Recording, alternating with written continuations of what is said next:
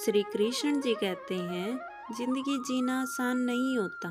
बिना संघर्ष के कोई महान नहीं होता। जब तक ना पड़े हथौड़े की चोट, तब तक पत्थर भी भगवान नहीं होता। आपने सुना होगा कि परेशानियां जीवन के लिए ज़रूरी हैं। ये बात सही है, पर इस पर विश्वास करना ज़रा कठिन है।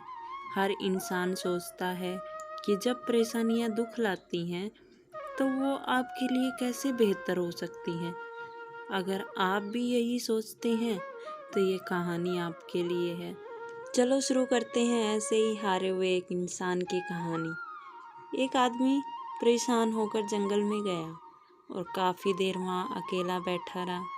कुछ सोचकर भगवान से बोला, मैं हार चुका हूँ, मुझे कोई एक वजह बताइए कि मैं क्यों ना हताश हूँ। मेरा सब कुछ खत्म हो चुका है। भगवान ने बड़ी विनम्रता से जवाब दिया, जंगल में इस घास और बांस के पेड़ को देखो। जब मैंने घास और इस बांस के बीज को लगाया, मैंने दोनों को देखभाल की, बराबर पानी दिया, पर बराबर प्रकाश दिया। घास बहुत जल्दी बड़ी होने लगी और इसने धरती को हरा भरा कर दिया। लेकिन बांस का बीज बड़ा नहीं हुआ। लेकिन मैंने बांस के लिए अपनी हिम्मत नहीं हारी। भगवान ने बोलना जारी रखा। दूसरे साल घास और घनी हो गई और उस पर झाड़ियाँ आने लगी, लेकिन बांस के बीज में कोई ग्रोथ नहीं हुई। लेकिन मैंने हिम्मत नहीं हारी और बांस के बीज के लिए तीसरे साल भी वृद्धि नहीं हुई।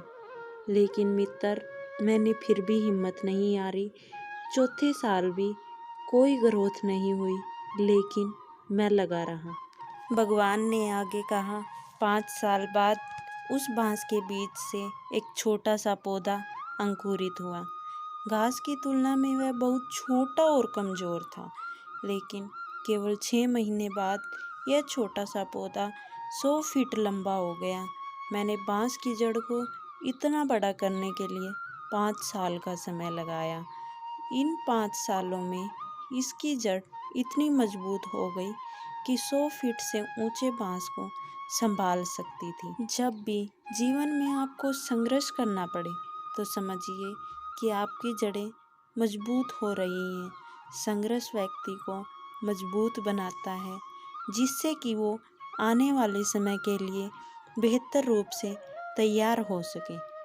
तो दोस्तों, इससे आपको शिक्षा मिलती है, हमेशा लगातार निरंतर संघर्ष करते रहें और आगे बढ़ते रहें। श्री कृष्ण जी कहते हैं, जीवन के संघर्ष में टूटा भी हूँ और बिखरा भी हूँ।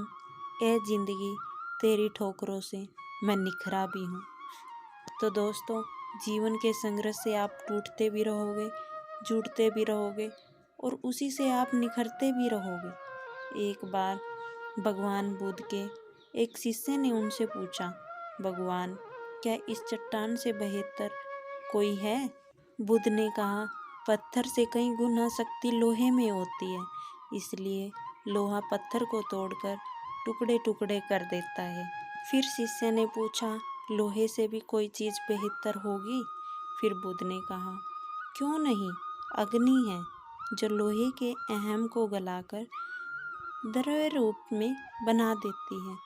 इस पर शिष्य ने कहा, क्या अग्नि की विकराल लपेटों के सामने किसी की क्या चल सकती होगी?